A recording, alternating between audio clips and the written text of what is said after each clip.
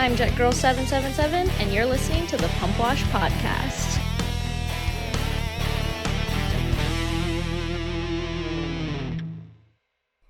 All right, guys, welcome back to the Pump Wash Podcast. I have a really cool guest here today. I have known this guy almost my entire racing career. He's one of my first sponsors, and I even worked for him for several years. I've learned everything that I know about jet ski handling from this guy. I'm really thankful to have him on the podcast today.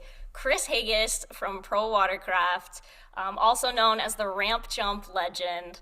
I consider this guy the king of R&D. Second to fame, right? You've got a lot under your belt, but that's definitely the big one that everybody It was loves. 15 seconds of airtime. There we go. But you did it twice, so 30 seconds? Okay, maybe, yeah.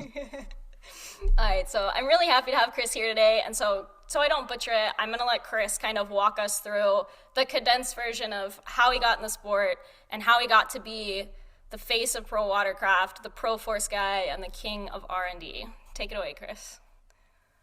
Yeah, so, the jet skiing has been in my family since the beginning of the jet ski. My parents had a dealership, and, I was fortunate enough to kind of be that kid that got to play on a lot of the toys. And my parents took me to the very first jet ski race ever in 1977 in Mission Bay. I was too young to really do it, of course, but when I turned 16, I was like eager to like get out there because back then, like you had to be 16 to race, not like now where you could be 10 or some of the kids are 8. But anyways, I was 16, and at that time I was living in Kingwood, Texas. And so I was in Region 5, and racing back then was massive. Like we had a massive region, so that really that Texas is a big part of my life, and that those are still my family. And I learned a lot, and I met a lot of amazing people. But ultimately, like once I came to the World Finals here in Lake Havasu, and that's where I live now, I there was no I wasn't going home. This was my home, and it really was probably the second World Finals, maybe yeah, the second World Finals. I pretty much told my mom I'm not going home. I'm like 18 years old now. But yeah, it was. She was just floored. I mean, I've never talked about moving out of the house, and I'm like, I'm staying, mom. And she was, now I can realize because I have kids, like how devastating that could have been to her at that moment. But she has just known me as a very kind of determined, like make it happen kind of person. So it's really everything for me in my career that I end up where I'm at right now is because I moved here. I came to the hub of Watercraft. This is the PWC capital of the world. And it was where I met the Kawasaki and the Yamaha people, and I ended up getting to work within their R&D facilities and their race teams. And as a young kid, being around all this, I was a sponge. I absorbed it, and I ultimately, as I grew into it, I got a chance to work for Kawasaki, and the more and more I got into the sport, the more I really love the technical, the development, the innovation. That's in my bloodline. That's my father was that way. My grandparents were very innovative people, and so that I gravitated towards that pretty quickly. And I got to be a part of like a lot of cool projects. The 800 SXR, we've all ridden it, raced it. So I got to work on that project for like a year before it actually became an official project through Kawasaki. And I got to work with Kanamori. He's the legend, he's King Kanamori. He's basically the development god in our sport. And I learned a lot from my Kawasaki family. It was an opportunity you can't go to school to buy this education, right? You literally can't even get that job anymore, pretty much, So I was very fortunate, at the right place, the right time, and I gravitated towards what I wanted, and I just kind of stayed focused. And ultimately, the more I worked or worked with Kawasaki, and then I got to go to Hyperspace, kind of cramming this all into one You're doing great. quick little unload here. But just the more I got to develop for other people, I was, of course, dead set to do it my way, and that's where Pro Watercraft kind of came to life. Um, I love it. I love designing parts. I love seeing people's reactions. I love meeting new people. Um, we've had a very successful handling product line. I don't know of any other company in this sport or this industry that focuses just on handling like I do. No. The extreme where we have everything from a $100 part that gives you 2 or 3 miles an hour to a ProForce watercraft pole that will give you 6, 7 miles an hour. Um, so we really just that's our strong.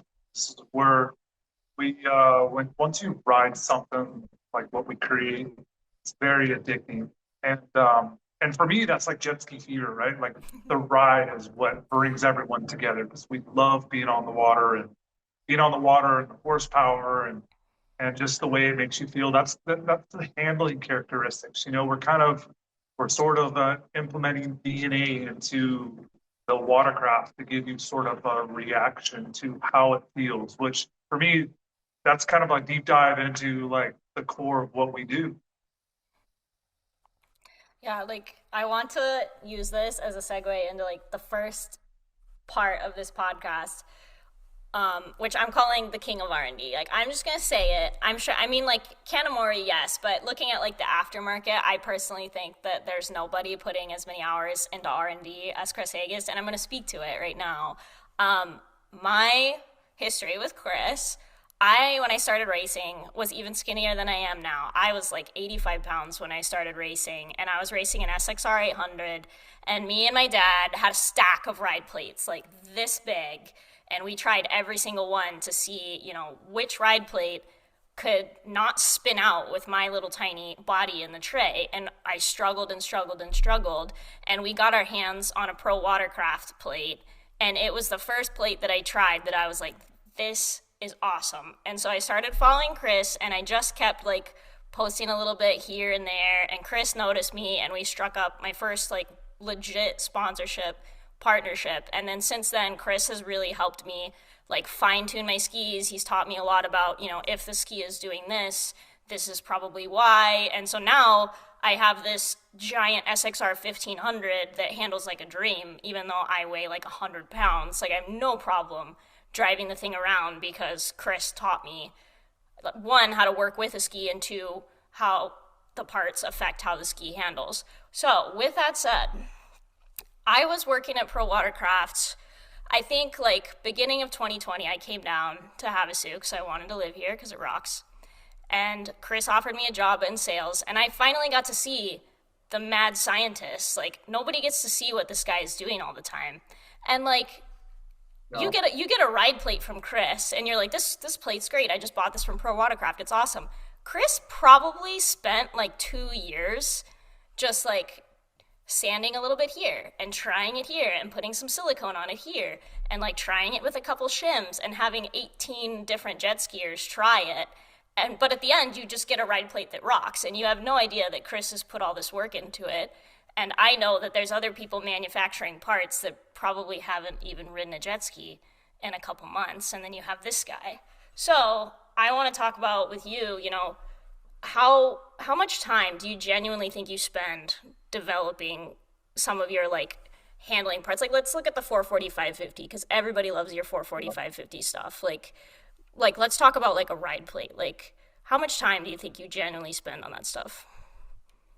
Wow, it's funny you say that because I catch myself and have to like mentally do like okay, Chris, like you really gotta find an end here. Like you could chase every little corner and radius, and you've probably ridden this. I'm talking to myself. I've probably ridden this ride plate in my mind, and I know what I'm wanting out of it.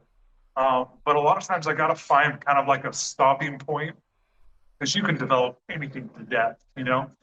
But ultimately, like when I do things, I really just try to get to like certain goals within like I always say boxes I gotta check. It's got to be a little fast. It's got to really feel stable. And a lot of times once I watch someone try for the first time, it's watching how they adapt to it because they don't really know what to expect.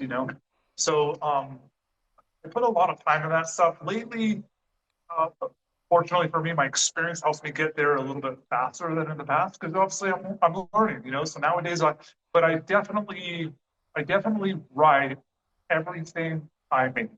I use everything I make, and if I sell it, I make it, I've tested it, I use it myself.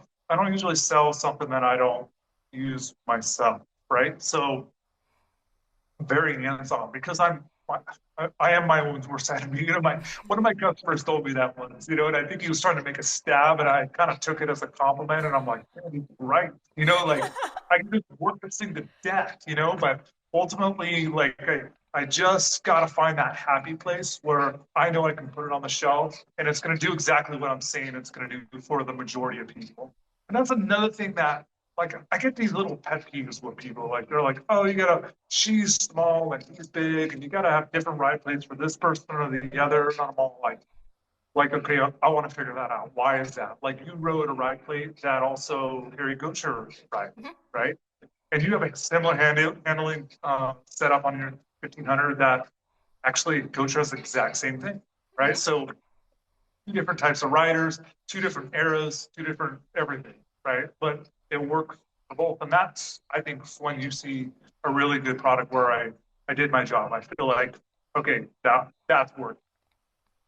My next question was going to be, I think, especially with handling components, something that I see a lot, especially with like rear sponsons, is like people just kind of take something that was made like 5 years ago and they just keep like reinventing the wheel and like drilling a couple different holes in it and saying like, oh, this is for the SXR 1500 now, or this is for the new four-stroke Superjet.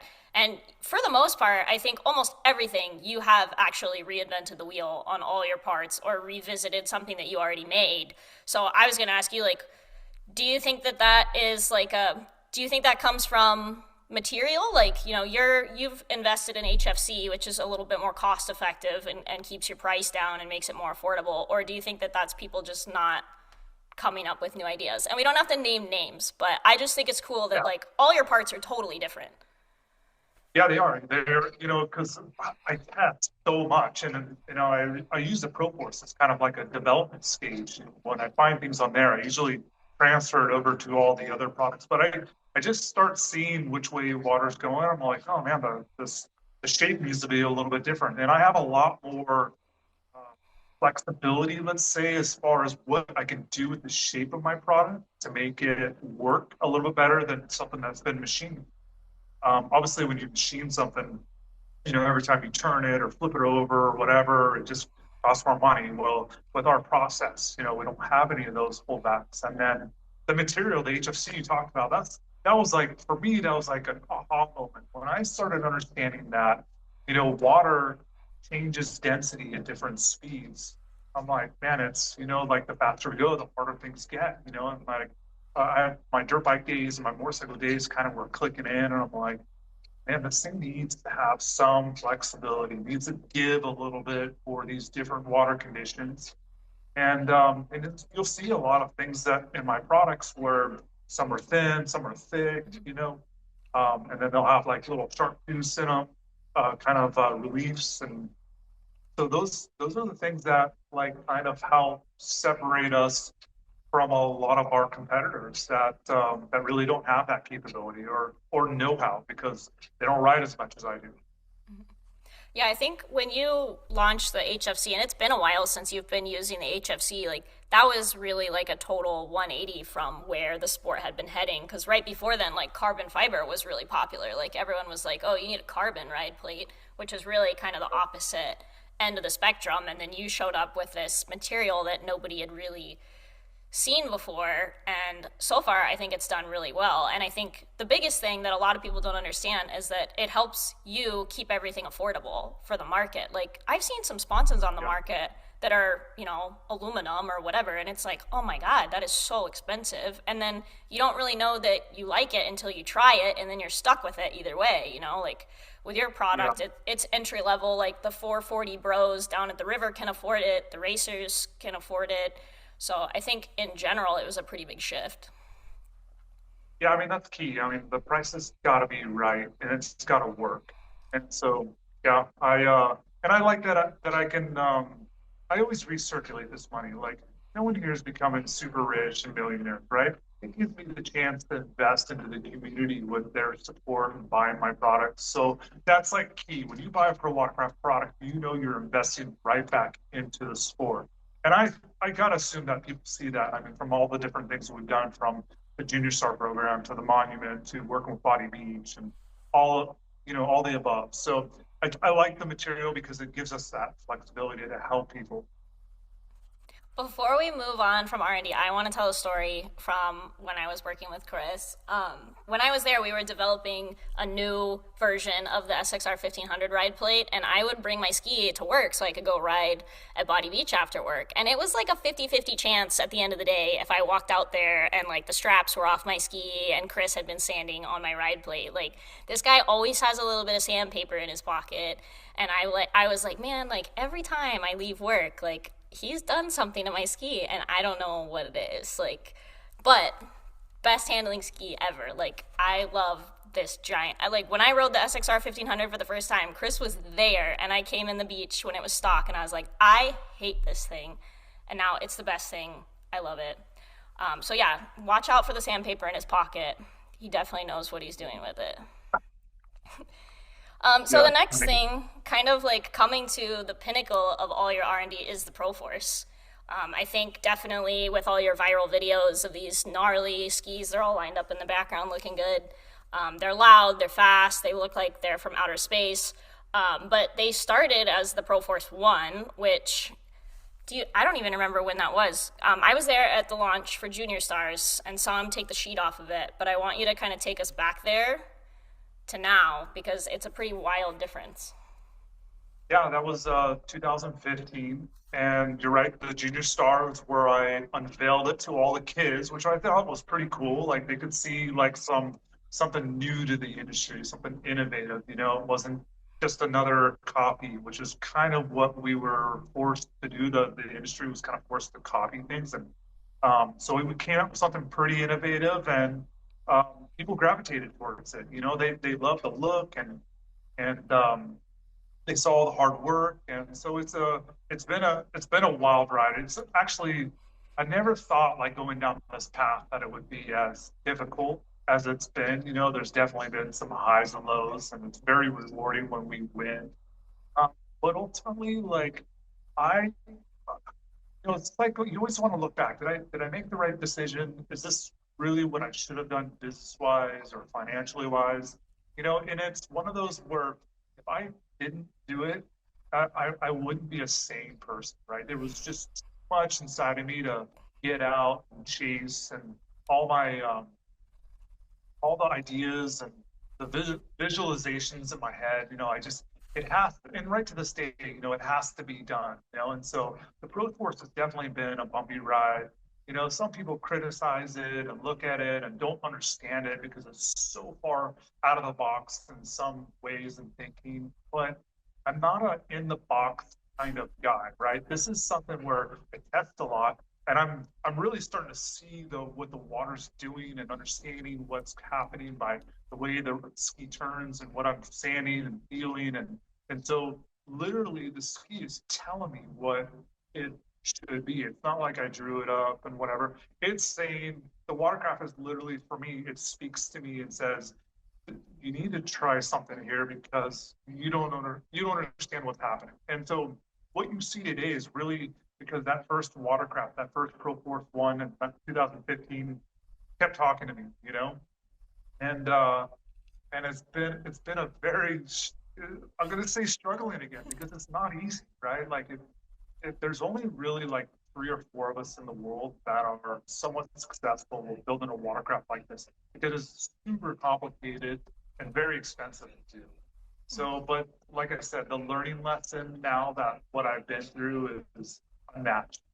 Couldn't buy education like what I've been through, and I feel very fortunate that I've had this opportunity. I think I'm gonna one more piece to this, but my day-to-day grind sometimes doesn't allow me to have that gratitude of understanding what I've gotten out of this watercraft. And yeah, to this day, we're still going. I have more ideas.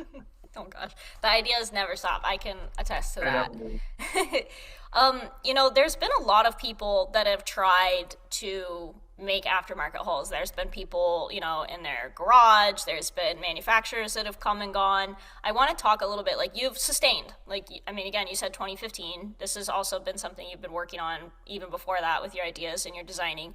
And now you're here, and now you have like 10 of these bad boys lined up behind you. Obviously, like I'd like to know like what the manufacturing process looks like. You don't have to give away any secrets, but as a business that's like churning these out, what does that process look like for you? I know you've changed in the last year. It sounds like you're doing quite a bit more manufacturing. Like, can you give me like a top level overview of what it looks like to be pumping out these holes and just keep pushing forward?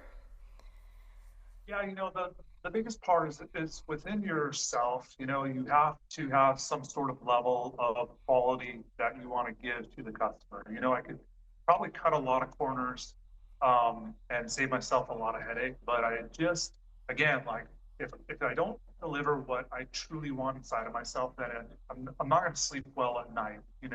And so, and it's still a struggle. It's not a perfect science, but basically, like going through making one is really not that hard. You can make one, you can evolve it, but to multiply that and actually turn it into a business that makes dollars and cents, you got to really think about how it goes together. The person that's putting it together, what they're thinking about, or what struggles they might have. Creating kind of dummy-proof fixtures, jigs, and that is a different part of what I've never experienced from my past companies I've worked with that I've learned now, thinking through like a certain design, what I can get away with, how I would do it. So that has been like, I've never climbed Everest, but I gotta imagine it's hard. So and you hear this from a lot of people. I watch a lot of stuff around Elon Musk, and he talks about how complicated and difficult Tesla was to build.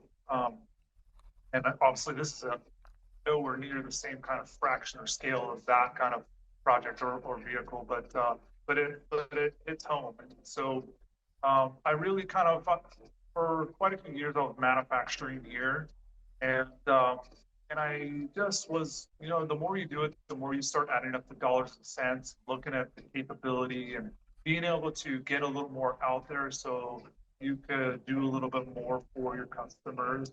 Um, and so I moved uh, my manufacturing to Mexico, and I'm working with an awesome team that's kind of an American company that's down there, and they're race junkies just like me, and they're just a good set of people, and so they've given me a great opportunity to kind of grow this a little bit more and to improve on things. And so it's been interesting, because now I'm manufacturing somewhere else and I'm bringing in um, into the states and then kind of send it out all over the world. And so this is something that I'm trying. It's all part of like trying to find the balance between the dollars and cents and make a good product. Like, I mean, I'll tell you right now, just to be completely transparent, I've shut down their manufacturing from making things 2 or 3 times now because hey, no, like let's go back, let's train, let's find a new fixture, let's think about how we can make this easier. You start seeing someone struggle too much with something, you got to rewind and kind of find a new direction of approaching it so it's a little more easier or consistent. So that's been the struggles lately, fixing that, making them perfect, and by the time they leave, they're perfect because everything comes in here. I touch them, I sand them, I look at them, I talk with my team here, so they get kind of triple quality control when they roll through our business. So, how much of the work is being done at the facility in Mexico versus at your shop in Lake Havasu? About 90% of it is done in Mexico. So when they come to Havasu, how much are you doing? Are you doing assembly in Havasu or engine drop Yep. in? Like, what does that look like? So some people may not realize this, but like every pole, the alignment of the engine, everything is assembled. Even if I'm not building a running ski, I put the animal bracket on, the hood latch on. I'm looking at how the hood clicks down. I'm checking how the pump goes in. We spend a ridiculous amount of time like kind of pre-assembling the ski. So when the customer gets it, they're really only drilling the holes for the water piston. I mean, this is literally a ski that I've designed where most anybody can assemble because there really isn't any reinventing a wheel or trying to figure out how to like align something, which the motor alignment can be very complicated for some people. So we really kind of went through all that stuff and to make it a lot more user friendly.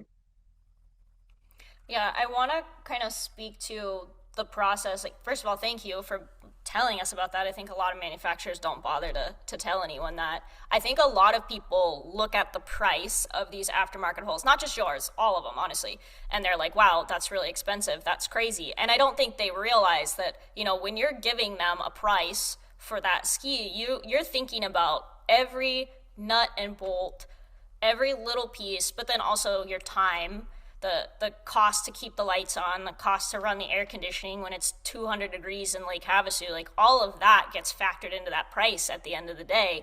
It's not just here's a hole, here's the motor, that's how much it costs.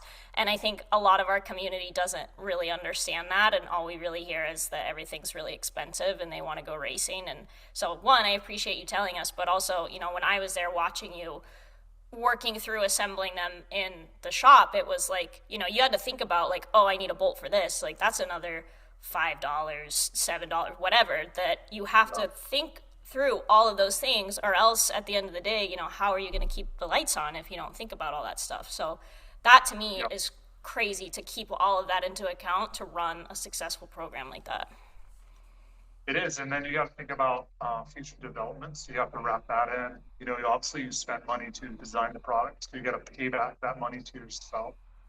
And then there's always like you need margins for dealers and racers, and loss runs. So like there's a lot to wrap in, and it's not a big money making kind of industry unless you're just cranking them out and don't care, right?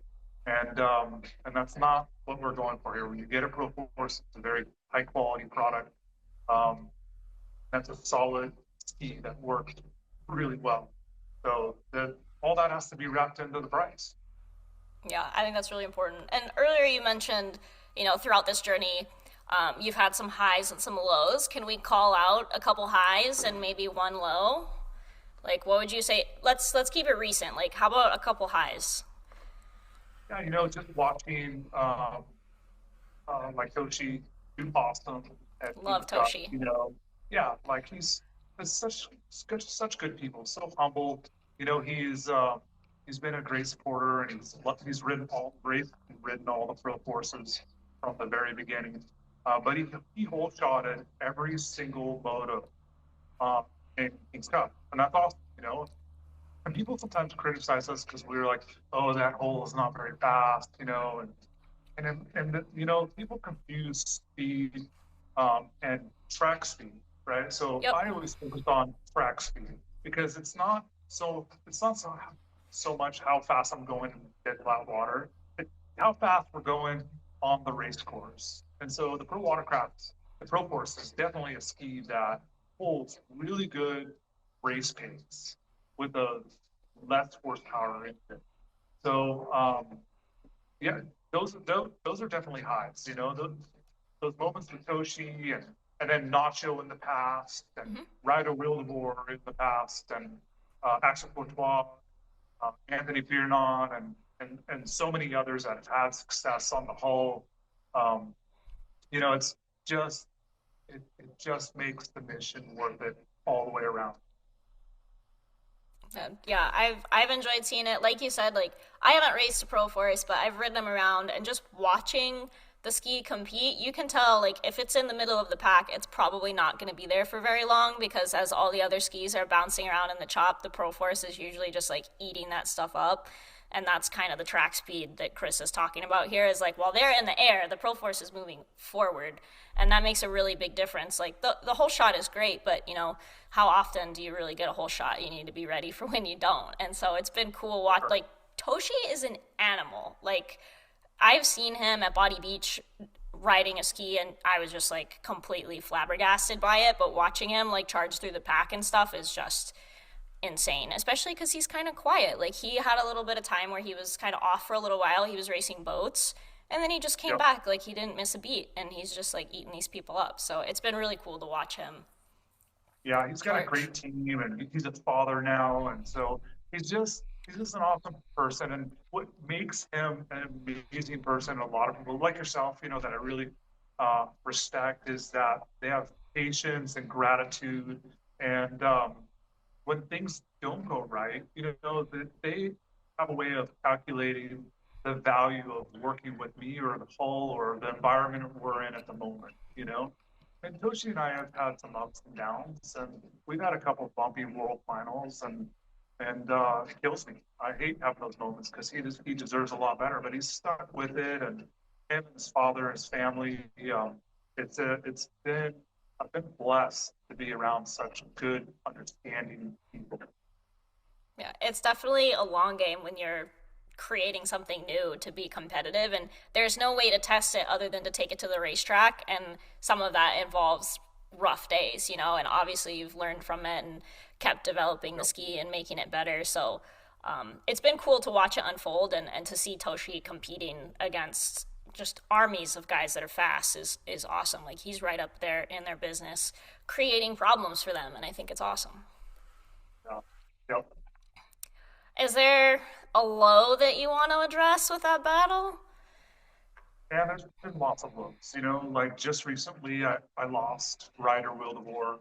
That has literally basically crushed me. I mean, he's a good kid, and he's been put through some difficult times with this battle with Scott Frazier and him banning our watercraft and giving us a hard time and making stuff up, and just that kind of like has been the worst lately, that I don't want any kid, and I've had a few like, troublesome years with trying to be a mentor to some young kids like Cole Kramer. That deal kind of fell apart, and it kicked my ass. It sucked, but Cole's an amazing rider. He's won a world championship and he's moved on. So I'm stoked to see. I'm first a fan, and then second kind of for watercraft designer. I love the athletes. I'm always a fan of the athletes because I was one. I know the dedication. And I also got to work with Jay Pierce. Him and his father built a badass bullet. That thing is a monster. It's flying. Everyone's turning their head on that thing. So those are riders that, I'm happy they moved on because they needed to. But of course, those were low moments in my career. And I really, I couldn't change what had happened because just I am who I am, and it is what it is, kind of that scenario. But it is, those are definitely lows. I haven't had any like major disasters with the ski, thank God, because I'm such a freak OCD with trying to like kind of control this thing. Like it's my little baby and I'm holding it in my hand, and I'm very territorial with making sure that it's good enough because ultimately it eats me alive if it's not. Realistically, it truly does eat me alive. So I really just try to put the most amount into the watercraft. But along the way, sometimes you get those unfortunate moments and those relationships that fall apart, and it kills me. Honestly, like a part of me, honestly, that's left with those relationships and stuff like that. You'll never get back, but you got to keep pushing. You got to keep moving on and got to believe in yourself. And that's what, you know, at the end of the day, that's ultimately what you have to focus on. And that's where I'm at. Yeah, I mean, a lot like your skis, I think a lot of your journey is about evolving. Like, yes, I'm sure it's really disappointing when those things don't pan out, but the skis change, the riders change, like, I think it's kind of like the seasons, and you have a good thing going with Toshi, and I think that that's been awesome, and I hope that continues. But, who knows? You could have more riders or a new rider in next year or 2 years or things like that. And I do think that's cool, though, because I think that can also kind of keep you on your toes. I think another thing that a lot of people talk about is like the skis being developed like for a rider. Like even with Formula One, everybody talks about oh, that Red Bull's made for Max Verstappen or whatever. I think there's something to say about that as well as, keeping a little variety. Make sure, like you said, that, everybody can get on a ProForce and ride it. It's not just made for Chris Hagest or, whoever. Yeah. And that's kind of like my mission now, right? So that's kind of what's brought me to like, I'm going to focus on the recreational things because, there's a lot of amazing cars out there, like a Bugatti or there's Ferraris. They'll never be raced, you know, um, but they're so enjoyable to operate or drive, or in our case, ride. And so I really just, I love racing and it's part of my DNA. It's who I am, but I love the innovation and just working outside of the box. And sometimes the racing just constricts that too much where I don't wanna focus there all the time. And that's kind of what I'm doing now. I'm working on building the fastest stand-up in the world.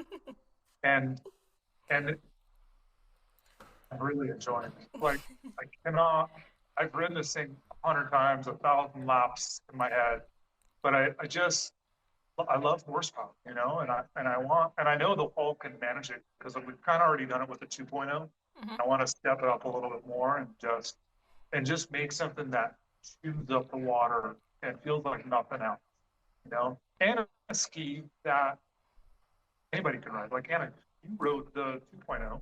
Yep, I love That that thing. that ski has nearly 300 horsepower. I know the look on your face when I asked you to ride it when you did it. You're like, oh my God, there's no way. But when you got off of it, you're like, okay, this thing's actually rideable. Of course, it's fast. I was like, Chris, tell me straight, am I gonna die today? And you're like, no, no, you've got it under control. And of course, the first thing I did was just hold it wide open. And I'm looking at this speedometer and it's like 79, 80. And I'm like, oh my God, we are going so fast. But Yeah, it's super stable. Like, I was yeah, totally fine. yeah. Yeah, and I've handled that ski with so many different like kids and older people or people that are less experienced. We went out there with some YouTubers, some Hmm. influencers, Yep, some and guys from Hoonigan. yeah, those guys. I mean, one of them's never ridden it, and he totally loved it. He did a start on it. That thing's crazy on the start, and he looked like a total goof, but he did it, and it And didn't he like pitch loved it. on. Yeah, Loved it. yeah. Even Adam Sork figured out how to ride it at one moment. I It's like, remember that. but Yep. that's a testament to the hull and that, like, yes, it's a lot of horsepower, but it's not a light switch, right? It's rideable horsepower. That's kind of my mission here is I want rideable horsepower, but I want that CX-14 or the R1, that Bugatti with 1,500 horsepower kind of feel and essence. And I just want to deliver that to the world. Something that you mentioned a minute ago that I want to circle back to was you were saying, you love the racing, but you're kind of looking at the recreational market. And when I was working with you, that was one thing that I thought you did really well was that you were making a lot of parts for like when you were making a ride plate, it wasn't a racer's ride plate. It was the everybody's ride plate and the rec riders could enjoy it too. And I think, one of the issues I think in our industry is that a lot of companies are so focused on making parts for racers that they forget that there are so many jet skiers in the world that have no interest in racing. They just want to go fast and carve the river or the lake with their friends, and they want to jump and try and do a submarine, and they're going to get on the Facebook group and ask if their 550 can do a backflip. Like, there are so many of those people out there that are just being totally alienated because we're looking at the racing industry. And, the racing industry fluctuates and changes with whatever's going on, but the jet ski bros are always there, and I think you've done that better than anybody else, at least in the manufacturing side, is that you didn't forget about those guys. Like, you made sure that they're heard and that they have cool parts too. Yeah, absolutely, absolutely. And who knows? So I mean, maybe those people would gravitate towards racing. Once they ride something so cool, and they feel like a hero. They're the next Jeremy McGrath or whatever in their head. And then they want to go try their hand at racing, which is kind of ultimately what I want people to do. I want people to love racing like I do. Yep, I'm with you with that. There's a lot of people where that's kind of like the barrier of entry is that they're riding. I know we saw it a lot, was especially with the 650 guys. There's a whole group of 650 guys that are on like a completely stock 650 and they call up Chris's shop and they're like, man, like, this thing, I can't hardly ride it. Like, it's bouncing all over the place. And they get a ride plate. And then the next thing, they're like, again, Jeremy McGrath, Jeff Jacobs, as soon as they get a ride plate on that 650. And then next year they call and they have an 800 or like an 1100 SXR or something like all they needed was that ride plate to start loving that jet ski, and then they're in. Yeah. They're done. Like Yeah. game over. They're sold. Yeah, and that's a perfect point because a lot of people, especially in the beginning, right? Like the learning curve of stand-up watercraft was known for decades of like, oh, stand-ups are too hard to ride. Like we can't ride those. Well, like yeah, it was they're kind of it's a difficult learning curve. And that's where like my wheels were turning. Like we got to make it easy. And like, one guy I got to give a lot of credit to is Chris Hagest. That guy came up with something called the fish stick. Mm-hmm. And somehow he got it approved for racing. Nothing bolt on the outside of your 440 or 550. And it changes the world of your thought process of how hard it is to ride a stand up. If you haven't seen Chris Fischetti and you're watching this podcast, go onto YouTube, type in Chris Fischetti or Aquamoto, and check that guy out. Look at the fish stick. Or it's like a rear sponsor. I'm kind of holding it. I should go grab one and show you. But that guy is an innovator. He's he's a hero of mine. And absolutely a product like that changed the 550 class and the industry of understanding that okay, stand-ups really aren't that hard to ride. It was just a couple parts or a little bit of design, and now I'm hooked. And like you said, they gravitate towards the next model or invest more in the sport, get that jet ski fever, and a lot of that is due to just understanding what they're riding. And I don't think much people understand how crappy their jet ski is. That I think is like that's always my biggest beef in the forums is like you have new riders come in and they're learning and they're trying to figure things out, and like your jet ski shouldn't be like beating the crap out of you when you're riding it. Like there's a problem when it's doing that. And a lot of people come into the community and people are always like tray time, tray time. And don't get me wrong, tray time is important. Like you're going to improve and get better, but if you're constantly fighting a problem and then you're using tray time to try and fix it, you're probably creating like a weird bad habit in your riding that's also going to make the ride even more uncomfortable. So like I think when I was working there, like 750 guys and 650 guys and 550 guys were the biggest ones where they were just like, man, like, this ski is just really hard to ride. And they would get like one part and then the next year they wanted all of it. Or they came back with like an 800 and they were like, now I have this. And even though they liked the 800, they were like, well, I still want the stuff that makes it better, And so Yeah. I have beef with the tray time excuse because like Yeah. it's important, Yeah. yes, but it's Yeah. not. It's not everything. It's not just about leaning forward or bending your knees or working harder at it. Like eventually, like it's kind of like I don't know how many of you like started snowboarding, but when your first day of snowboarding beats you so hard into that icy, abrupt ground that you're crying, your knees are bruised, your ass is hurting, Yep. like you're like, I'm never doing this again. It's kind of Exactly. like a little bit, of course, you're hitting water, but still you're like, oh, so waterlogged, you're like, this is not fun, right? No, it's your ski is just not catering to you, you know? Um, and Anna, just recently I started a jet ski rental business because the ProForce is so user friendly. I can put anybody, even on a 1500 cc power plant, on the ProForce, and the stability and the comfort and having a large tray. What my point is, the platform is so forgiving that Mhm. it'll teach anybody to love our sport immediately because it's not beating them down or waterlogged. 100%. I know I just had a podcast with Harry Gocher, and obviously everybody wants to see him on a 440 and a 550 again. He did his time.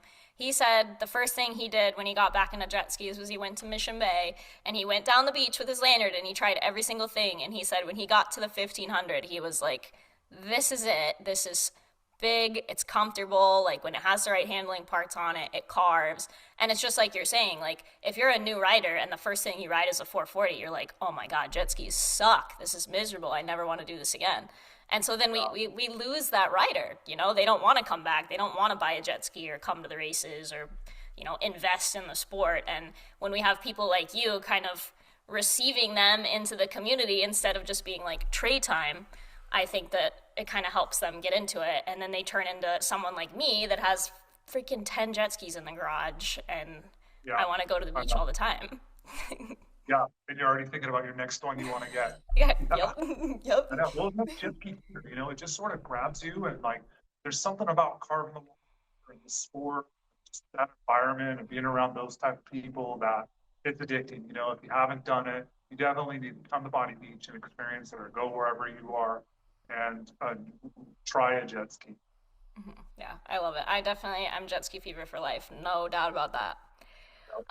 So we're kind of at the halfway point. The next thing I want to talk about is kind of like your future plans. So, can you give us a teaser of any parts that are coming down the pipeline? What are you kind of looking forward to in the next year or so? Yeah, so like this year, I'm really going to focus on the recreational, the adventure riding kind of aspect of our sport.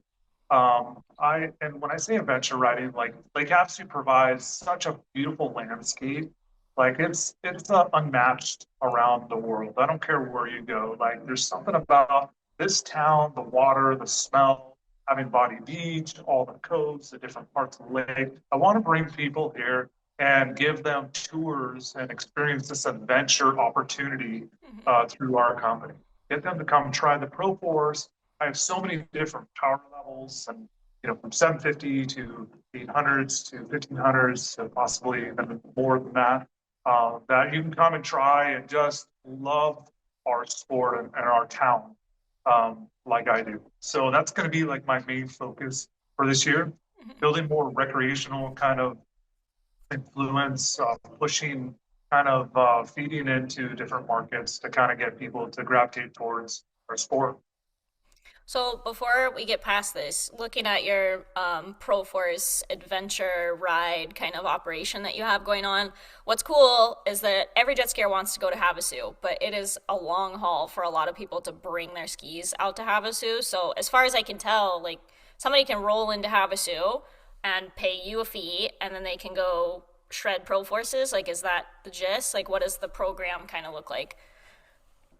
Yeah, so they schedule a time, and we can have up to 3 to 4 people, and we go down there, and I basically it's a turnkey kind of operation, which means I even provide gear, and I go down to the water, and I'm down there talking with them about riding, how to ride the Pro Force, how to ride the track, or if they want to go for a cove ride, I kind of just a guided, let's call it a guided adventure.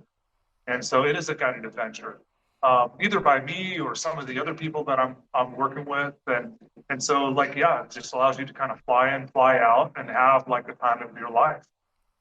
Yeah, that's really rad. I've seen some people post about it. I think that especially in this community, like I was growing up in Kansas and like we loved Havasu, but it was like an 18-hour drive to drag the jet skis all the way out there. And then it's like you're there for a couple days and then you got to drag them all the way home. So, making it a little bit more accessible to people either who have to drive really far or who have to fly halfway around the world to come visit, I think is really cool because you can come see the monument, you can hang out at Body Beach, you can live the Havasu lifestyle without having to drag your jet skis or ship them in a crate or whatever that looks like. So I think that's cool. And we help you with like accommodations. We'll take you to different shops like Jet Trim or some of the other shops like Works or wherever. You can see just like kind of the jet ski lifestyle, everything you've been watching online. You get the experience with, some of the coolest people in the sport. And then they're And like you and me, and then they end up staying there forever. yeah, I know that was it. Like once I came in, it was over from there. So it could be dangerous. Yes, Careful. that's the only danger in the adventure ride is you might Yeah, stay. exactly. You fall in um, love, not go home. Sorry, mom. Jeez. Um, you mentioned earlier the world's fastest ski build. That's something I've seen popping up on your socials and on YouTube. Do you have like a quick Yeah. little shout on what that project is?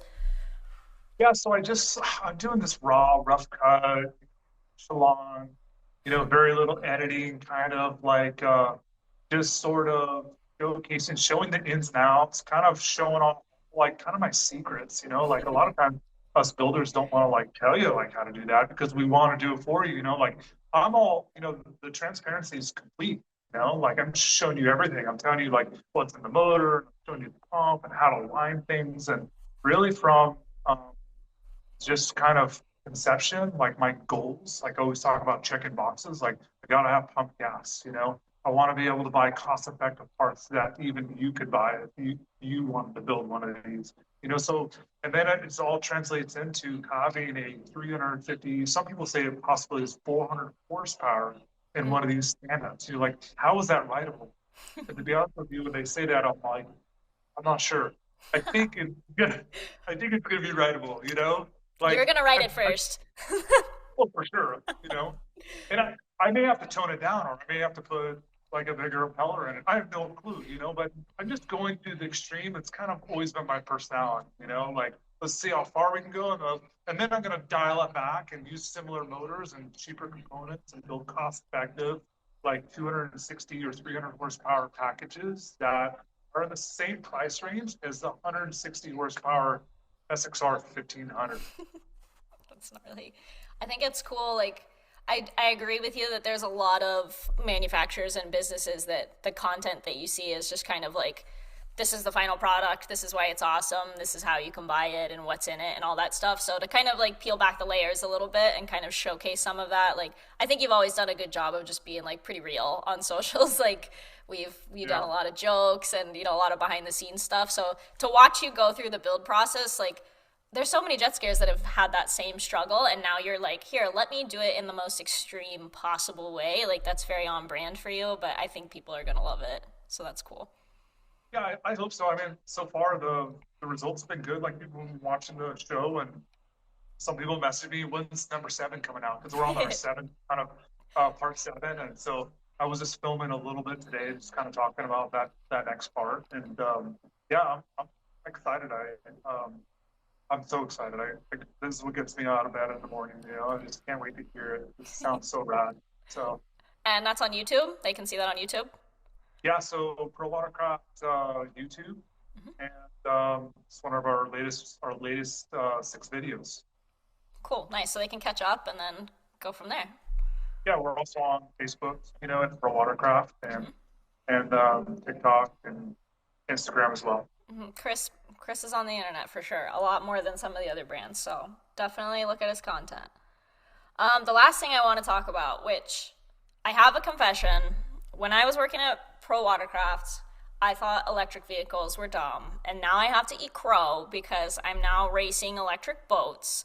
And Chris would come to me all the time and be like, Anna, I think I can take this electric lawnmower engine and put it in a jet ski and make an electric jet ski. And I'd be like, Chris, go back to the back, get the Bondo out, make some more cool ride plates. Like, just put that electric stuff to bed. We're not doing that.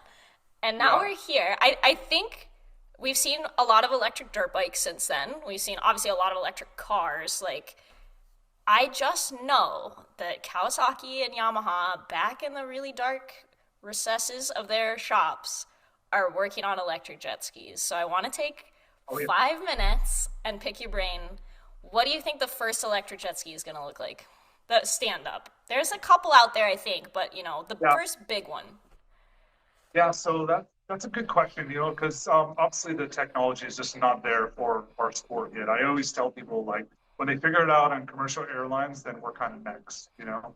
So we're kind of that far out realistically. Now there definitely can be some like one-ups, like we have seen Freeform Factory, and they did like a really cool stand-up kind of free ride, and they aren't doing backflips just yet, and it is a little bit heavy for a freestyle ski, but for free ride, it was a really cool, innovative package. And I actually got to work with Nicola when they were working on their electric watercraft a little bit, you know, and they had some ideas, this and that.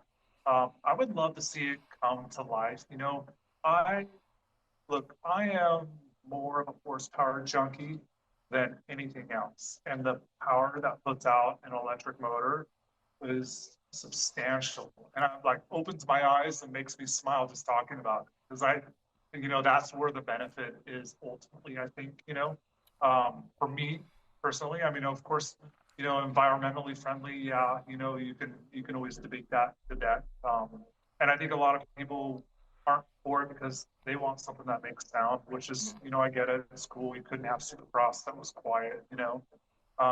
But I love innovation, right? I love the technology. Like I'm a big fan of the Tesla car because it's like a smartphone on wheels. I would love for my watercraft to give me endless amount of like power curves, and so, Mhm. or even put like heart rate monitors in the grip so it can change the power curve to my heart rate, and do different things that enhances the ride. And I think that's where that technology could definitely enhance the ride and make it even more addicting and allow you to jump a low wake or just cruise down the water or whatever. But there's a massive but. Geez, it's terrible. Like I don't see a lot of electric charging stations coming Mhm. in the future, on the Yeah. water Yeah. especially. It's still a struggle on land. Um, and of course, you just want to go ride Body Beach for 10, 20 minutes. That technology is there right now. Someone Mhm. did it. It would be real, and I bet you it would be pretty rad looking. But it's just range anxiety is kind of a big deal, especially on water, right? So Yeah. like you run out of battery on land, you walk your ass home. But You're if you do it swimming. in the water, you're swimming and your ski's probably sinking at that point for some reason. And you got lithium batteries in the bottom of the ocean or whatever. So you got bigger problems there.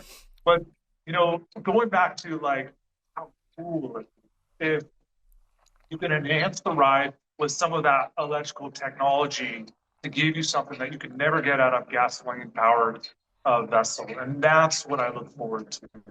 I've seen a lot of these, they're kind of the foilables. Mhm. There's quite a few coming out. I'm talking with a company that has one with handlebars on it. Mhm. Kind of is a little mini jet ski. It's the Hydro Flyer. If you haven't tried or seen that thing, go check out Hydro Flyer because that thing is super sick and fun. Foiling probably is the best chance of having something realistic. Even Sea-Doo has a Mhm. handle on a foil board called the Rise. They understand that like kind of the technology with realistic manufacturing. It's kind of good. You're going to see it there first before you see it in like an adventure ride watercraft. Mhm. You know, so that's kind of my prediction. Yeah, I think my hot take on electric was that, like I said, when I was like 4 years ago, roughly, I was like, you're gonna take my internal combustion engines over my cold dead body. I'm never gonna get anywhere near an electric vehicle. And kind of like you said, like I got in this E1 Series Racebird for the first time, and I was like, dang, this thing is actually kind of cool. Like Yeah, the bottom end torque is like nothing on the market, and all the technology around it is really cool. Just like you said, like it's all development. Like a lot of this stuff is still guinea pig stuff. But what I think is cool about electric is that it's no secret that we're constantly fighting battles against land management and government and waterways and water patrol and all these people that are trying to keep us from having fun. And what electric does is it makes them happy enough to where we get to keep the fun stuff that we like. So, like, I think having both in the garage is totally cool. Do I want them to get rid of my cool fast jet skis? No, but if we can have both and everybody's happy and we still get to keep jet skiing, I think that that is fabulous. So that's my hope is that electric is going to keep us from getting everything taken away. Like you legally can't ride two strokes in California anymore on the lakes. Like that sucks yeah, unless you have like a private lake. So my hope yeah. is that, if we kind of play nice with electric and develop it and it turns into something like we can have both and then we can keep jet skiing for as long as we want. I mean, if you've got electric, then you put speakers on your ski and play whatever you want. From If you're Mariah really Carey gonna to cry Brad. about it. Yeah. The one thing, something I saw a long time ago when I was doing research at Kawasaki, and a lot of people think about electric watercraft and like, oh, the batteries are too heavy, oh, they're difficult to mine, and it's way less efficient because of the production to get it to being usable on a watercraft or a vehicle or whatever. It doesn't have to be so wrapped around a battery. There's other technology actually, Mhm. and if you understood like H2O, you know that hydrogen is in the water. So I did a lot of research back in the 2000s about the sailboat that basically pulls in seawater, reverse osmosis, and then splits the atoms, creates power, and powers an electric motor by the seawater. Hmm. So imagine if your fuel tank was the lake, That'd be awesome. right? How amazing would that be? Like, okay, so you hate electric and you don't want this, but imagine if you don't have to go to the gas tank and then fill up. Imagine if your range anxiety was never an issue because you're riding in the water that you're using. Hmm. And not only that, if you environmentalists, hopefully you're not watching this, but if you are, watercraft and the jet pump actually stir up the water and aerate Hmm. things. And Body Beach, our cove, is one of the cleanest coves on the lake because of us, Hmm. including all the whatever oil we might, a little bit we drop in or whatever, like the fishermen that come in the Body Beach, the soil, the fishing, it's all stirred up because of our jet pumps. So Hmm. if you want to call us environmentalists, we are okay. I'll take that. We're environmentalists. We're doing everyone a favor to clean the water as we're riding our jet ski.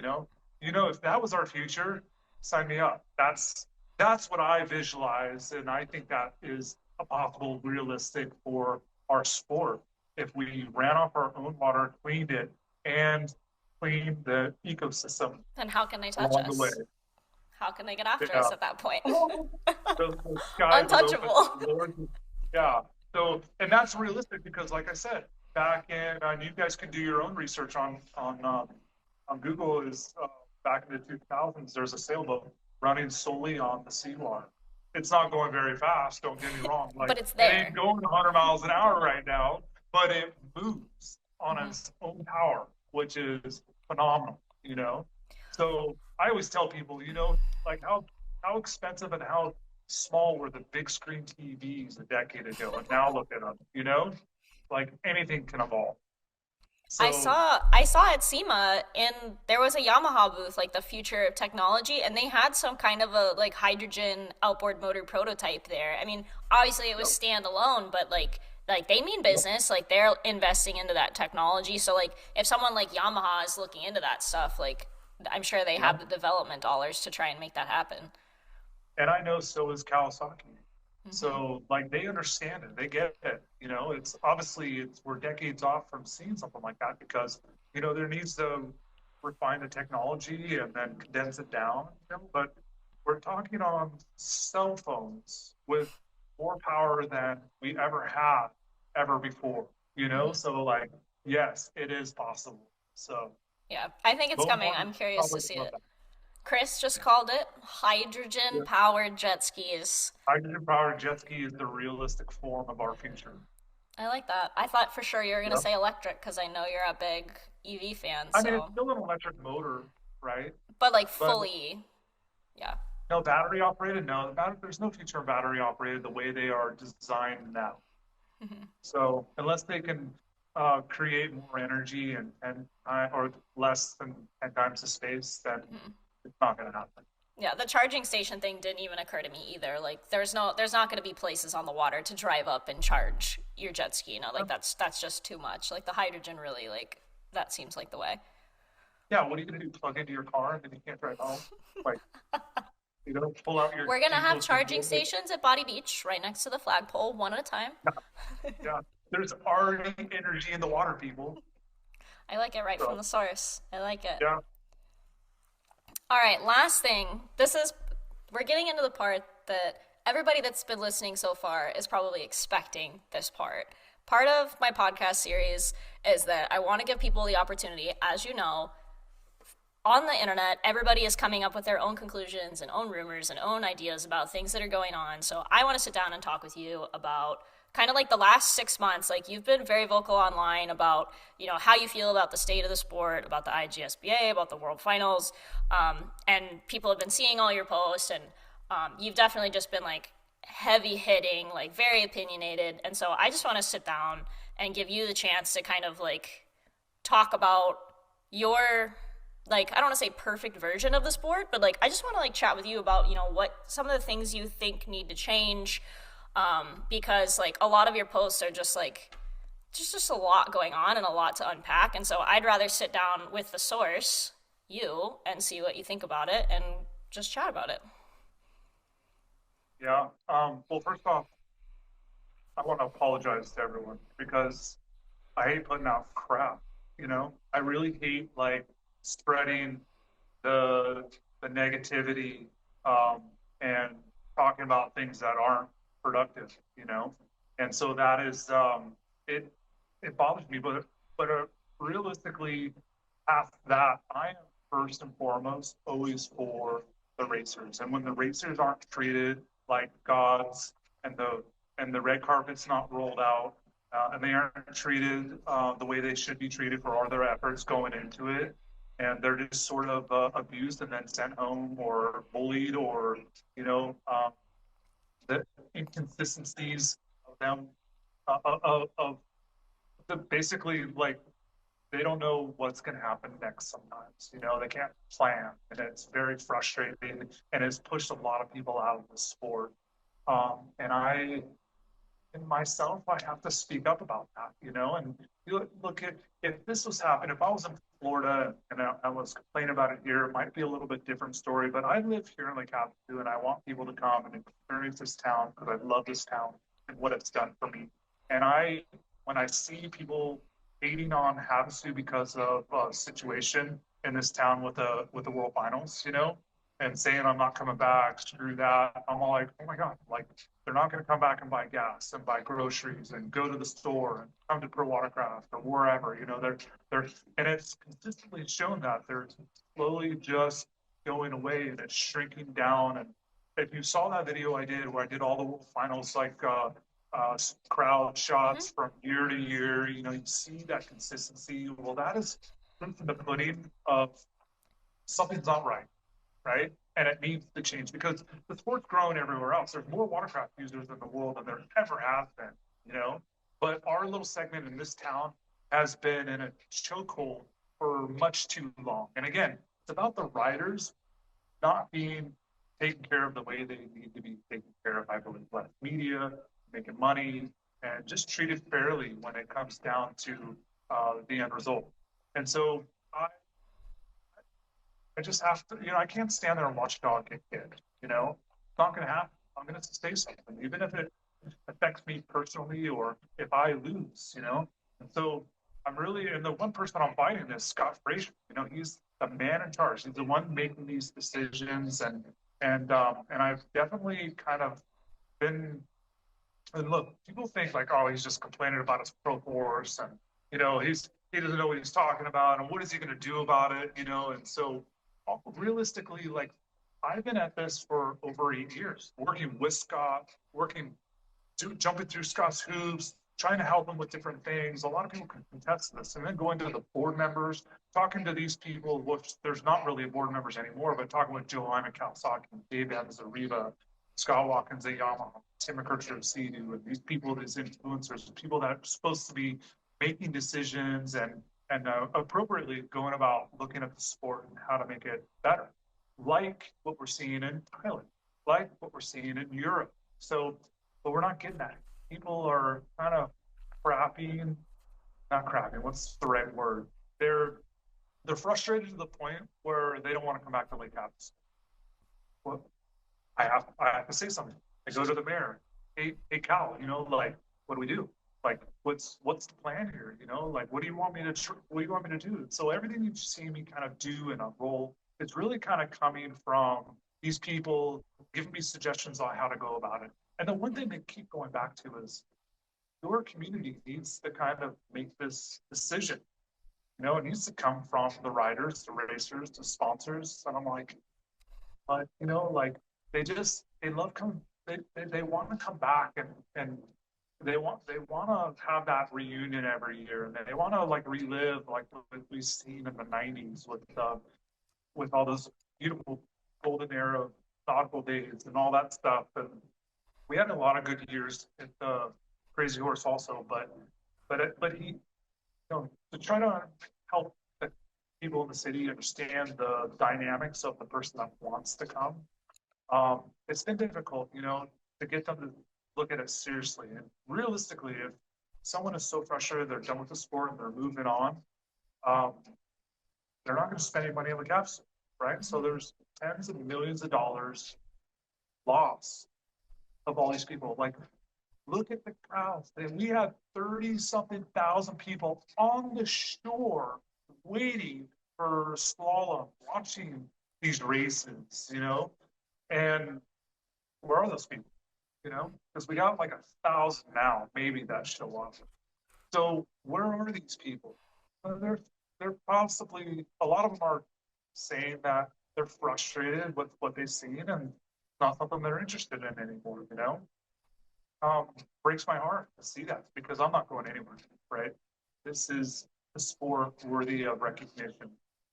Um, at a, I think, at a high-end level like motocross or MotoGP, maybe not Formula One, but it definitely deserves a lot more respect than what it gets. And I've seen what these racers and recreational people put into their watercraft, how they enjoy it, and I go back to that one individual that has got us in a chokehold. And a lot of people, we get a lot of fresh faces that come in and be like, "Oh, but we can do this and we can help," and then they hear long enough to realize that they can't do anything, and then they're frustrated to just leave. And so, like I said, I went to the very first jet ski race ever. So I've been in this industry for a while.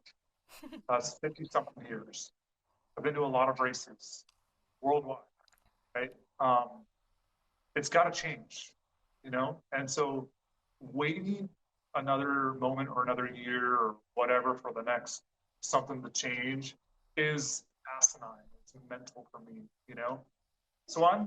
So with what I've been progressively doing and working, look, it's only gotten super aggressive and until like World Finals when again Ride a World of War is told by Scott Fraser that you can't race that ski, go find another hole.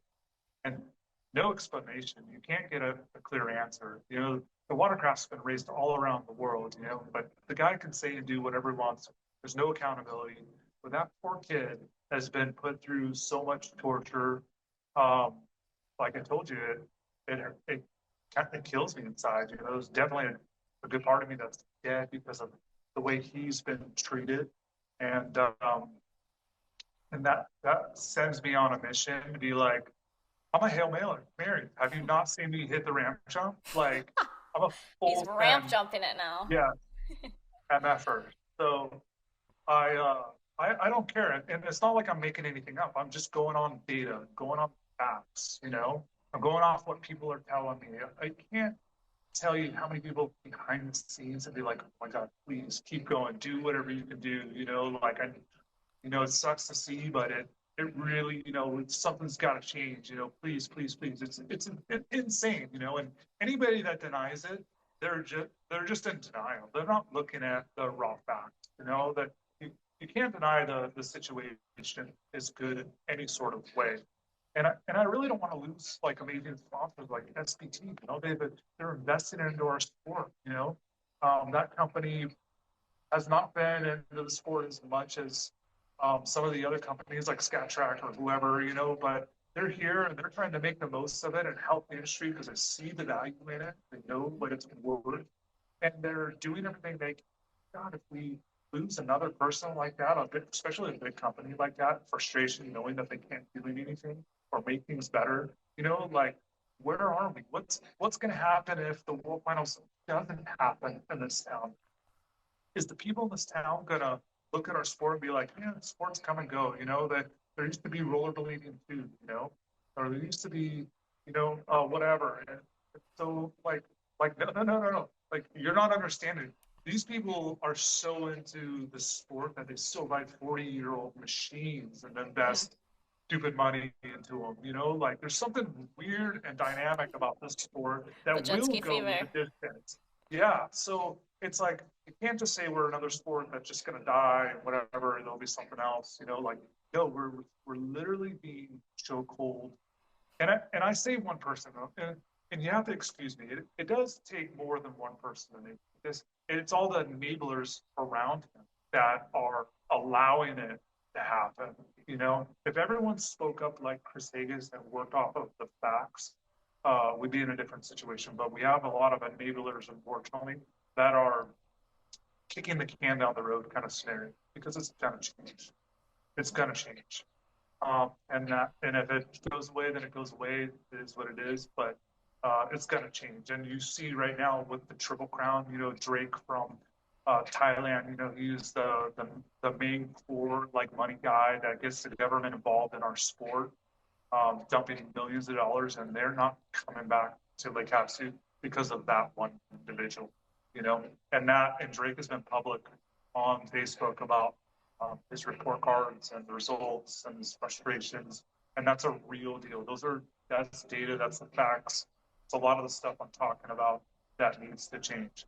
Now, I want to take one quick second and I want to commend Scott Frazier because, like you and me, loves the sport. He's not in this because he thinks it's a big money grab, you know? Yeah, he's probably making a little money here and there, but he ultimately started it because he loves sport. He's a passionate jet skier.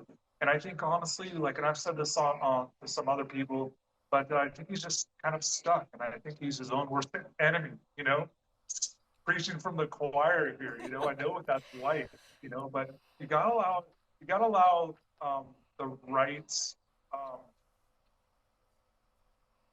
yeah, I'm struggling to find the right word to be respectful, but ultimately, I know that he's the right guy in the wrong position. And so I would hate for him to see him leave the sport, but he absolutely has to leave this position and where he's at and unleash the power hungry kind of dictatorship that he's doing. And please excuse me if those words are too strong or people's offended by that, but those are the facts, and I'm not the only one saying it. And I hope one day I get to have a beer with Scott when this is all behind us, and him and I can find some way to find some mutual agreement and some, for us to stare at the sport in the same way that you and I stare at it. And I look forward to that day. Yeah, part of why I wanted to bring this subject up with you is kind of like you said, you've been talking about a lot of your, grievances and things that you want to see changed. And I think a lot of jet skiers are a little bit shallow focused, and like you said, they assume that it's like, oh well, it's because of the ProForce, and it's because of Chris's business, and ultimately, in a way, yes, like you do care about those things, because if the World Finals goes away in Lake Havasu, you've eliminated like the biggest driving factor for jet skiers to visit the city. So Chris Hagest, people don't visit ProWatercraft, people don't visit Jet Trim, they don't visit Go Fast, they don't visit all of these shops and people that have moved around the world to be in this town because of the very flourishing community as a result of the World Finals. So like that's part of why I wanted to have this discussion, was I think that you are raising an important flag, is that the city and also the jet ski racers, I don't think they realize how important the World Finals is to kind of the ecosystem of Lake Havasu City.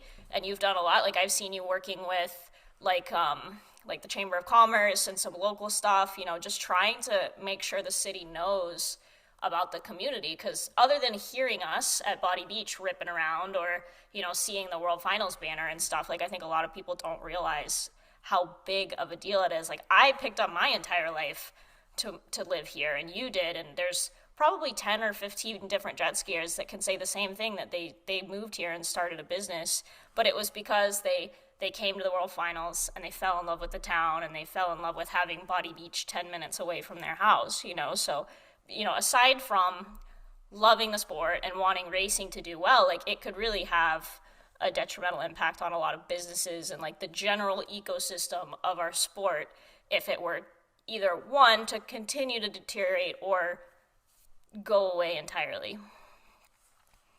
Yeah. And it's sad because it's really not necessary, right? It's not like there's other ingredients that has put us in this situation. Um, so it is what it is, right? This is the state. This is going to be part of like the history we're going to talk about 20 years from now.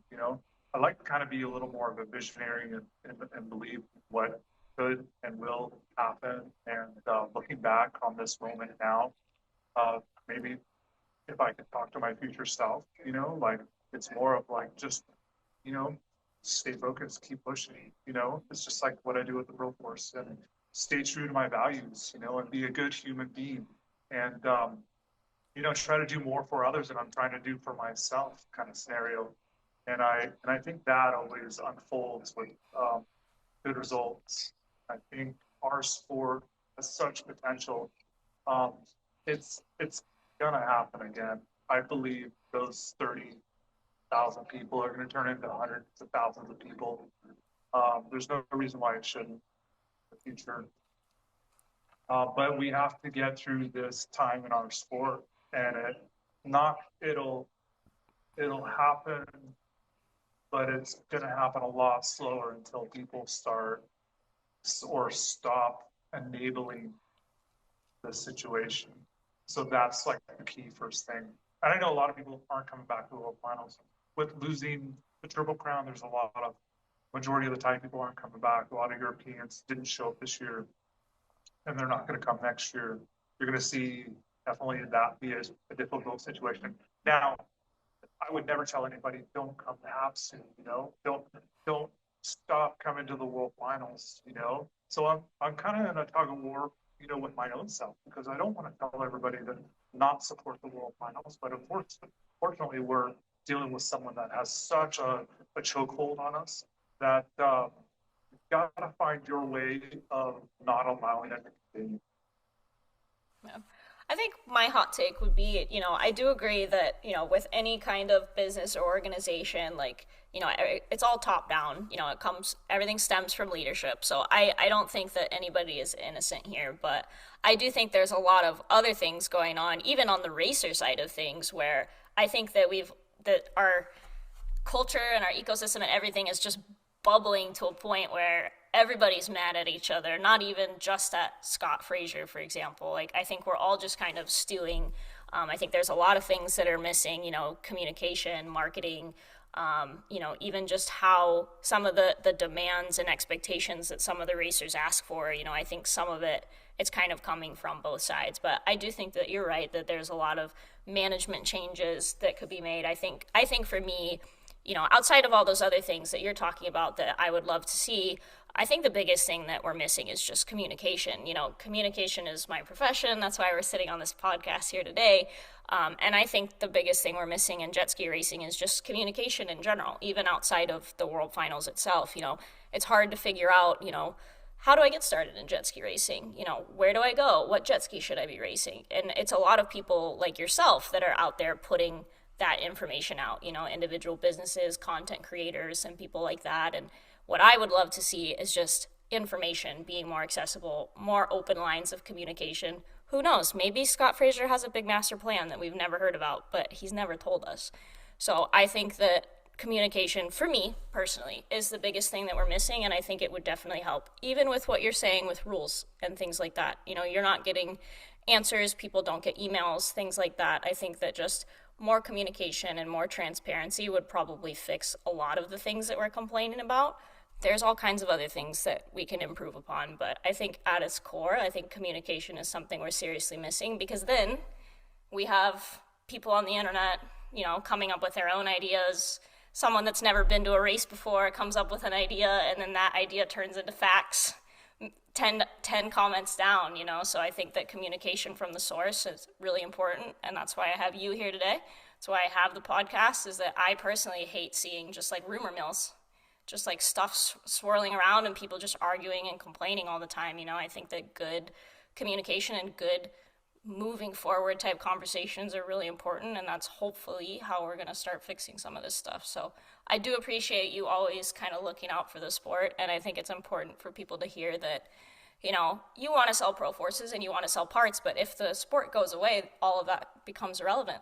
So I do appreciate that you're always kind of like charging with the flag to try and keep our sport alive and growing. And then you've also been, I think, probably one of the most key people in cultivating a good covenant with Havasu. Body Beach could go away any day. Jet skis in general could, get in some kind of trouble here. And you've always been an advocate of showing, the local government and the city that we do contribute a lot to the economy here and everything. And there are a lot of people that visit here just because of the jet skis. And if you weren't out there kind of as that mouthpiece, they would never know that. Yeah, they actually do see a value in it. which is awesome. And they have invested quite a bit into the sport in several different ways, which is awesome. And I want to keep that driver, but getting past this hurdle, this era, is first and foremost before we can build. So it's unfortunate, but we got to wait for this moment to pass before we can move on, unfortunately. Yeah, I definitely think, the next, like you said, every day is really important, but I think the next year, the next 6 months or so is probably going to be hopefully some change. If not, we're going to see some information come out that hopefully it'll help us make some decisions moving forward. But I do appreciate you taking the time to talk about it and be honest and kind of share your story, because you're right. A lot of people, when bad things happen, they dip. We never hear about it. So you've been honest, despite sometimes people thinking you're a little bit crazy. But that's why you're on the show today, because everything you just said. That's who I am. But Love or hate. everything you just said makes sense, and I think sometimes it gets like things get lost in translation on social media because it's just a caption. But everything that you just said to me seems plain and simple. Yeah, yeah. And I want to thank you, there's very few people in this sport that go outside of the sport and really advocate for us. And that is like super important to be able to like connect with super high-end companies and then individuals and then bring that back and tell them about our sport. And then when their eyes are on you, their eyes are on us. And I gotta say, you've been one of the best marketing pieces, please excuse me for a better word, that I think this sport has seen in a long time. I can't think of anybody else that has gone as far as you have with that reach, and I know you and I share something when we have a lot of people that challenge us and what we do and criticize us in different ways. But if you're not getting criticized, you're not doing something right. And so I know you and I like deal with a lot of that, but it's only because we pushed. You know, there's always another level. We know it. So thank you for all you do. Don't make me cry, Chris. No, I appreciate it. Chris and I are really similar where you know, if I didn't have jet skiing, I wouldn't be the person that I am today. I think, I'm sure a lot of racers, especially, but other people on the internet are like, oh, she's a jet ski racer. I don't identify as a jet ski racer. Like, I am just a jet skier that happens to race because, when my dad introduced me to jet skiing, I was a total dork. I didn't really have anything going for me. And riding and racing jet skis gave me a personality. It just completely ignited this whole person. Like before, I would Uh, consider me before jet skiing was like a shell of a human being. And now I yep. took jet skiing and I built a life out of it. And I knew from the beginning it'd be really hard to make money off of jet skiing. And so I was like, okay, how can I use jet skiing to get a job and to get money and just keep using jet skiing so I can always be jet skiing. And so, like you said, this everywhere I go is because of jet skiing. Like I wouldn't be working for the brands that I'm working for and doing the things that I do because of jet skiing. So I'm I'm stoked. listening, but my audio is going to cut out because my battery is dying Oh right no, now. that was the last I don't part. want to You're good. disappear. You're good. I'm just I'll wrap plugging it in my up. phone right now. We'll wrap it up. That was the last So, bit, really. Are you there we good? go. We're not going to die. Oh, I'm you're still good? here.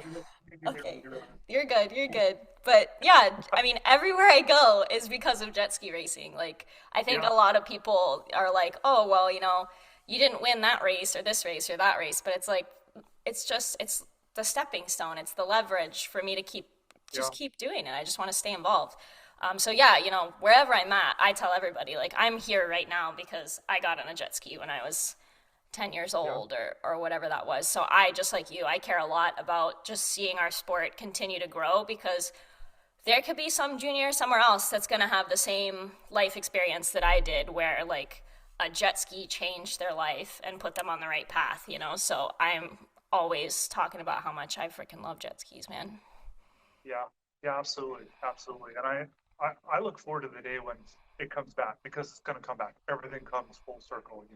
You watch motocross, you watch Formula One, you watch soccer, you watch baseball, they all come like full circle. All Hmm. sports come back around if they're Yep. valuable sports. And we're like 40, 50 years rolling. So when we come back and the right people are in place, it's going to be bigger and better than ever. I always tell people, like, think about it this way. You're buying real estate when it's cheap. Now is the Yep. best time to be a part of the sport and grow and become a personality or invest in it to be there when it sells and grow goes to the skies, you know. Hmm. So here we are. We are talking about our future selves that we're gonna cheers to, right? Yeah, exactly. I definitely think it can happen. Like, Lord knows we're only one viral video away from being the next hot thing, you know? So I definitely think it has all the foundation. It's just about kind of getting the ducks in the row, getting some of the potholes fixed, and I think the foundation is there, like you said. So I'm never gonna lose hope on it. I know you're never gonna lose hope on it. So we'll still be here fighting until the end. And I appreciate that you continue to do that, no matter how many people on the internet think you're crazy. I think that you have good ideas. I still think you're a little bit of a mad scientist, and I do not bring my jet ski to your parking lot anymore because I never know if you're gonna put sandpaper on See it. my champ, the sawzall. The Sawzall video. I'll have to post that. I left my ski with Chris for like a week one time so that he could Yeah, like patch a hole in it or something. And the video I get is like him with his mask on, laughing like crazy, holding a Sawzall. It's just like pump action. And I was like, it was I gotta go actually like home. a yeah, it was like actually a big sander, like a flat kind of sander, because I was getting ready, I was mowing into fixing something on the bottom of your ski that kind of like needed, it was broken or something. But I just remember And being like, put me back on the plane. I gotta go home. Like, I gotta yeah, rescue my ski from this guy. I But knew exactly what I was doing. I trust that he does, but he gets this little look in his eye sometimes. That he's No, a I mean, little. as far as getting into your head, you know, that's Yes, what I was doing. you you I was, you nailed it. yeah, I was just making sure you miss me. I definitely thought I was like, oh my god, when I get back, it's gonna be cut down the Yeah, middle. The motor's gonna be in a ProForce, like done would done. have been. Yeah, All right. Well, Chris, I yeah. really appreciate it. This has been great. It's been really cool kind of diving into things with you. Like I said, sometimes things are lost in translation on social media, and I think it's been cool to just kind of dive into it with you. And I'm sure you'll have cool Well, stuff to talk about in the future. We'll probably do this again sometime. But oh yeah. could you run through your social handles really quick so people know where to find you? Yeah, so Facebook, we're ProWatercraft. You know, we're on Instagram as well as ProWatercraft. Same for TikTok. Um, and then YouTube is kind of like the latest thing where we start to really implement a lot of videos there, which is our handles ProWatercraft. So it's pretty simple, Pro and Watercraft. That's it. No racing on the end Yeah, anymore. that's it. It's free now. It's all pro watercraft. We're not specific to Yeah, racers anymore. yeah, you know, I kind of say more ProWatercraft because racing's in my DNA, and pro watercraft needs to be more well-rounded for Pro all. watercraft is for everybody. Yeah, I want them to know that I'm serious. That's where the pro comes in. I love it. Just don't give him a sander or a sawzall, please. That's all I Yeah, no, ask. keep me away from your jet ski. All And look, right. if you Thank, want to make it better, then I'll come by, I guess. all right. Thank you so much, Chris. Definitely Yeah, check out his content. His YouTube, the series on the world's fastest jet ski is pretty cool. And then he makes a lot of other really cool content. And then I'm sure you're going to see him around at the races or at the local watering hole at Body Beach. And also, you can go buy Pro Watercraft. They have a showroom now. yeah, Really cool jet ski museum with a lot of really yeah, rad we didn't talk about memorabilia. that. Yeah, Yeah, yeah. give us the showroom speech to close us out.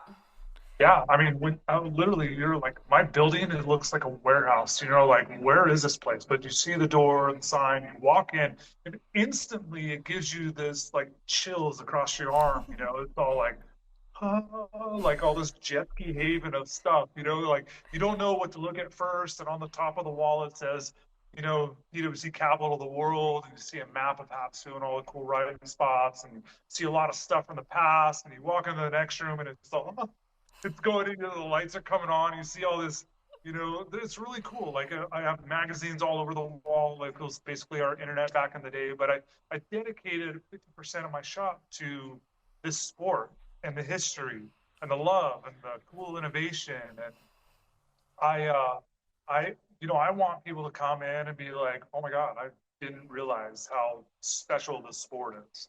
And I love it. We get that reaction from almost everyone. So stop by. A fun fact, actually, towards the end of my partnership with Chris working there, I went on to work a job in PR. The museum was like our last big project together, and like it was my like, oh, I'm graduating, leaving ProWatercraft. I'm so sad, and I was up at night like. I was the one that cut up all the magazines and like had them like pressed so Yeah. they would be like pristine, and I was like standing on ladders, like gluing them to the Yep. ceiling and stuff. And like that was like my last kind of project at ProWatercraft. And I was like, man, like I just know how many jet skiers are going to pass through these walls and these doors and just be like, wow, like I'm so glad that we have this. So I was just a Yeah. little part of it, but I was so happy to be a part of it because we've needed that for so long. And you definitely need to stop by. There's so much cool stuff in there. And it's kind of on rotation. Like I think every time I go, there's something else there that Chris has Yeah. accumulated. So definitely stop by. It's in Lake Havasu City. Everybody, if you're a jet skier and you haven't been to Lake Havasu, you need to go. And that is going to be my last statement on this podcast. We're calling it. Thank you so much, Chris. It was a lot of fun. Thank you. Thank you. This is the Pump Wash Podcast. I'm your host, Jet Girl 777. Be sure to like, subscribe, and share this podcast with all your jet ski bros. And be sure to follow me on Instagram, jetgirl_777 for all kinds of rad jet ski content. And stay tuned for our next episode.